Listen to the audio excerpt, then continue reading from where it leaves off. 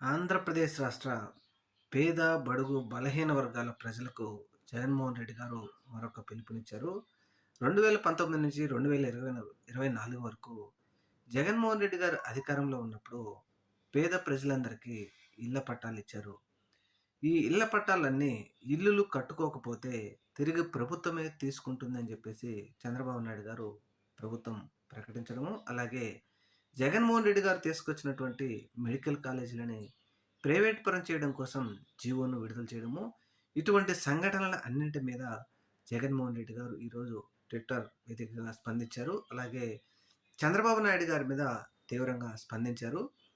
చంద్రబాబు నాయుడు గారు ఆంధ్రప్రదేశ్ రాష్ట్రంలోని ప్రజలందరూ మీకు అధికారాన్ని ఇచ్చింది పేద, బడుగు, మధ్యతరగతుల ప్రజల ఆస్తులైనటువంటి ప్రభుత్వ ఆస్తులను ప్రైవేట్ పరం చేయడం కోసం కాదు.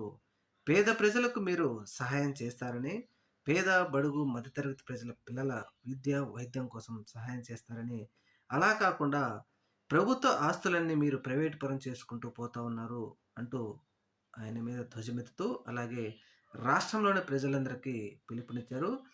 మరొక ఉద్యమానికి రెడీ కండి. పేద ప్రజలకు ఇచ్చినటువంటి ఇళ్ల పట్టాల మీద ఉద్యమం చేయాలి. అందువలన రెడీ కండి అంటూ జగన్మోహన్ రెడ్డి పిలుపునిచ్చారు.